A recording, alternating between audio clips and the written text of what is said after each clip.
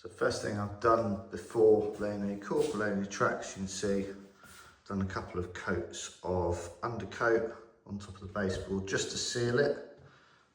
So I've just gone for the cheapest paint I could find. It's actually a Leyland's acrylic undercoat in white. And yeah, so just done a couple of coats on top just to seal the plywood. I think it's one of those things that we all talk about doing before building a layout and get carried away and crack on with it. So done that, and also sorting out the control area a little bit. So I've put in the Z21 main system and 2 boosters, and also a programming track, and I've run them down here. So I'm going to have 5 different bus wires, so you can see the 1 to 5, and then the PEEF programming track, and then on top you can see the lock sound programmer, so that's all built on there. And then that'll run down to, I've started doing the bus wires here, you see underneath I just run copper wire, so go back and forth 4 times on that, and then the bus wires to that. Actually run out of wire, that's why I've not done the others, but yeah, just putting screws into the bottom of the board and then running them down. So yeah, on to track laying. The first thing I do on track laying is put the cork down. So I've used 4mm cork, and I don't glue it in place because I think actually laying the track with track pins is enough to hold it in place once a few bits are down. I put masking tape around the edge here because I'll be leaning over and that can quite easily rip it. So I've just temporarily held it in place with a bit of masking tape. And I think when all the track's actually down on it, I might cut around it a little bit, but that'll be a few months into actually having run it. So yeah, that's the first bit of cork down. So I've laid the first couple of points, and I'll quickly show you how I go about doing it. So first things first, I will attach the point in place. Once it's in place, then I'll mark where the point motor is going to go and where the frog's going to go. So I'll do a little mark on the board. Now you can see where I've marked. So I'll now drill a hole in the middle of those 4 marks, if you can see them, 1, 2, 3, 4. So that's the centre of where the point motor will go through. And then those 2 lines there is where the frog will go through. So I can put a frog juicer on it to change the polarity automatically when the train runs over it. I've drilled the holes, so I'll do around an 8mm on the one for the point motor, and then about 4mm for the one for the frog. This is the fiddle yard, but on the scenic area for the one for the frog. And that point motor, I'll put a bit of masking tape over so that no ballast falls through. But because this is just a fiddle yard, it won't be scenic, there won't be ballast on it, so I don't need to worry about things like that. So now I need to lay the point in place. So that through and connect it on that end. So you can see here, I don't know if you can see through the hole. So I just double check and make sure, you can see the back one there, but you can just see through, so you can be confident the point motor pole will stick all the way through. Can't quite pick it up on the camera. You can see also, because these points are right next to each other, I've trimmed up some of the sleepers and crossbred again, because it's not in the scenic area. I'm not that fussed about aesthetics, but they don't foul each other. You can see where it's joining there. The next bit to do will be laying the flexi around this corner. I'm not going to film that because it's not going to be particularly easy to film whilst I'm doing it, but you get the idea. So I've got my longest coaches here, which is IET Class 800. So I will lay them on the track and make sure that there is a gap between them. It won't be anywhere near that big, but as I lay it through, and then I will be making sure that to use the track setter, so 21 inch, that's 55.3 centimeters, which is what I've used on the any rail when I plan the layout. So I'll do that for all 4 curves, trying to get it as far back as possible. I use the track setter for the outer curve, And as you can see, I've made sure that there's clearance up against the wall because I've kept the curve slightly narrower back. And then you've got a bit of a gap down the edge there. So I'll lay them as far back as possible because there's another, I think 10 or 12 tracks that need to go around on this corner. So I'll crack on with that now. So that's all the 4 tracks laid around the corner. It's worth noting that I'm using insulated fish plates on the frog because they're electrofrog points, and then normal fish plates on the outside. I do want to set up ABC braking, which means a cut in the track, but from experience, I want to run the layout for a couple of months before I set all that sort of thing up. So I'll do that secondary, and I'll just use a Dremel and cut a hole in the track where it needs to go after I'm confident. So how I've done the corners, as you can see here, these coaches are great because there's a little, where the light indicator would be, shows exactly the centre. So I'll just run it around the corner. You see I've left a gap in between. And then I just test it the other way as well, just to make sure there's a bit of a gap. And I've done that on all 4 tracks, plus used the 2 track setters, using so 24 inch and 21 inch.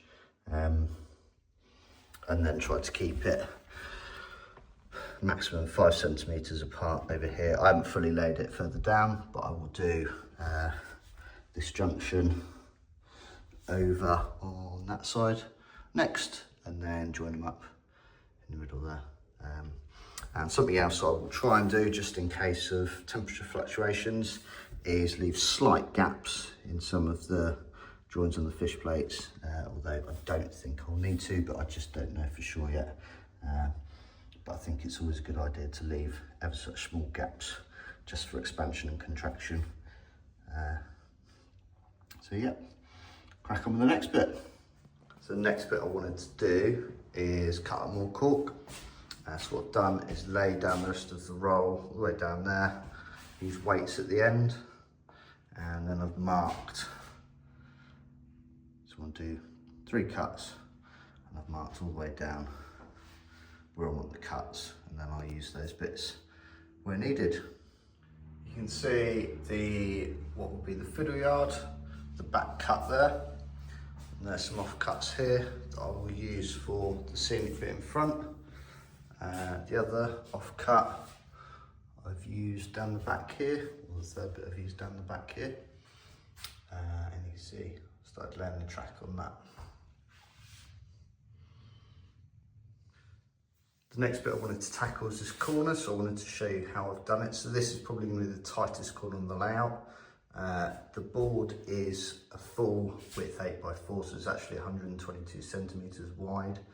I think I should just about be able to squeeze in the minimum radius on the inside of the 2 tracks that are going to run around here and come back into the fiddle yard. So to make sure there's no overhang, I think it will be open anyway, but I just want to make sure there's nothing hanging over the edge of the board. I'm going to lay the outer track first, and as you can see, I've cut up the cork and I've pinned very loosely, just with some small tacks, a cereal box around the corner, so I can run a coach around the outer track as I lay it, and just make sure that it doesn't overhang the actual baseboard running around that corner. So that's the next bit of track that I'm going to lay. Now I've finished laying this curve, and I've done the transition from the old tracks, wooden sleeper track, to concrete sleeper, purely because I've got loads of it available from previous layouts. So I'm using the wooden sleeper in fiddle yards and concrete sleeper on the scenic section. So just to show you, you look down,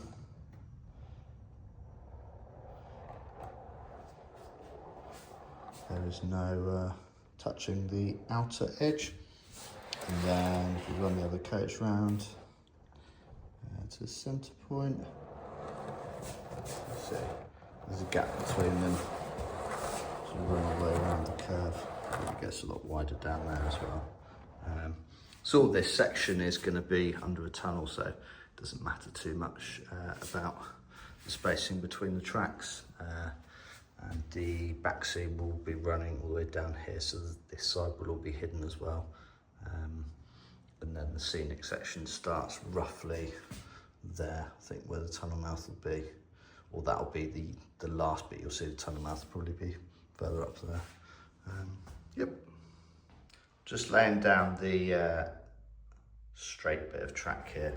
So just a little hint on how I do that. I use a straight edge and then just move it along slightly as I'm doing it, and then butt the track up against it and then put more pins in. Something else I'm doing this time round is trying to get the sleeper spacing right. Now I know it's not right for the UK, and I'm not going to go through the process of respacing all the track. I know some people do, but that's not for me. But what I will be doing, I have been doing, is as I'm running a length that's on the scenic area, I'm trying to space the sleepers by using this sort of extra bit here. I'll shove the sleepers down so that the gap that I need to fill is right and true. And then I take an offcut and then file it down so that it can just slot under fish plates, and then voila, we knows where the gap is. Something else I'm trying to do as well is leave some extra gaps, don't know if you can see, in the rails over the joiners. That one's not quite as big as, I'll make that slightly bigger, but just leaving bits of gap just for a bit of expansion on the rails if needs be. There's only one actual curve, or significant curve, on the visible layout, or on the main line curve should I say. So I've put a little bit of a cant on the curve itself. To do that, I've just done little skims of an old business card, and I've propped it up right up against the rail using a screwdriver. So I've just popped it up. I think the first three are single stack, and then it's double stack all the way around, and then the last three are single stack, and I've done that on both curves. It's only going to be very marginal, very slight. You probably won't even notice it when things are running, but I think actually you can see a very, very slight camber on the curve. But that's all we want for this sort of curve, because it is quite a long sweeping curve. So we don't want things to start rocking and swaying from side to side. It would only be very slight in the real world. So yeah, built that in to when I've laid the track, and put probably a few more pins in this one as well, just to hold it in place. All the track work is now laid. So this clip is taken a few weeks after the last one, showing the how-to. So I'll just whip around the layout. I have got trains running now. So this bit here is the Roco stapling point with 5 tracks on it, and that heads into a depot at the end. So what you're looking at here is the main station with the loop around running lines going all the way down the back.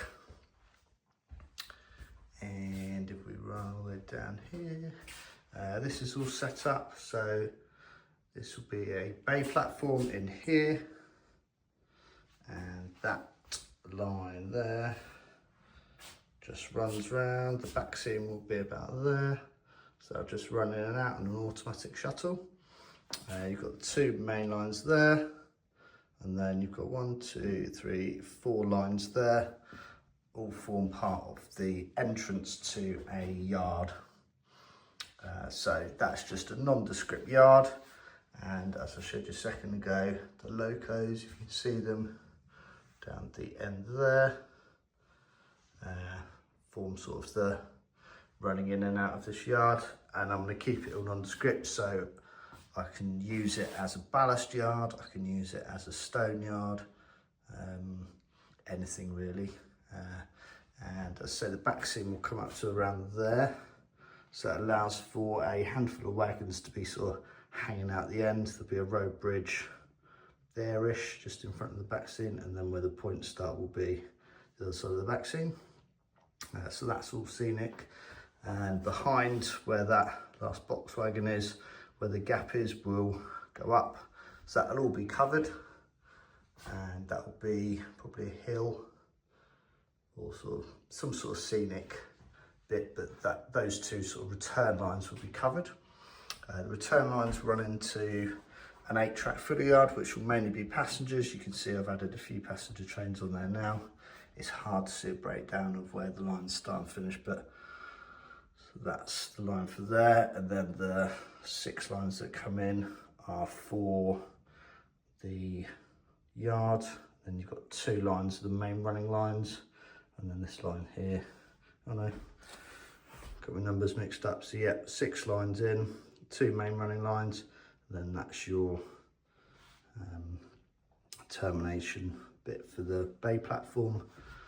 And then I've added an extra point there. The original intention was to have a couple of sidings sort of running up just for loco storage, but I'm not sure if I'll bother. I'm going to run it for a few months without doing any point motors or anything, just to see how we get on, see if that sort of thing is necessary. So then the other end of the shorter passenger field, that finishes there. You've still got the 6 tracks here, so you can, on those 6 tracks, you can fit longer trains, or the longest trains. Since the track plan I posted, I've actually changed the main fiddle yard, or long fiddle yard, slightly. So I've added in an extra point there, because initially that just ran through. So I've added an extra loop around here.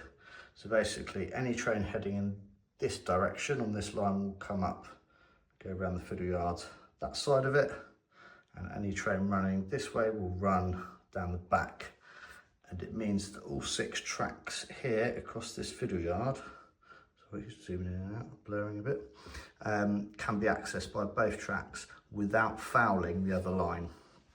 So it means that you can leave one line running round, and the other line you can run something into the fiddle yard and then out of it without messing up things running through. Now it takes a good roughly 2 minutes for something to do a full circuit, so there is plenty of time, but it's just nice to not have that concern of things sort of running head on into each other. And also I'll be setting up ABC braking, so when a point goes up against something, then it will automatically bring a train to a stop. But it's just nice to have that flow of being able to change one line whilst the other one's running. So these lines here, if you remember the 6 that go into the yard, actually come to join back on the main line there. So this section here will be very similar to Appleford, and you'll have a small station down on the end there, and this line here will go behind the back scene, and it'll just be covered with trees just to hide the entrance and exit. So the back scene, you can see I've cut holes in the board there, will run all the way down, so you won't be able to see that. One of my next jobs that. And I'll be putting cameras up, so just to spin around slightly. There's a screen up on the wall here which will be connected to CCTV cameras, which will show what's in this passenger shorter fiddle yard, and also what's all the way down the back here. So yeah, and then I've done a similar concept down on this end as what I showed you. So I already had all the points planned on this bit for sort of terminating sidings. So there's 5 of them, 1 hidden behind, you can see 4 trains on there. And then we've got the similar junction down here, as is the other end. So again, you don't foul anything.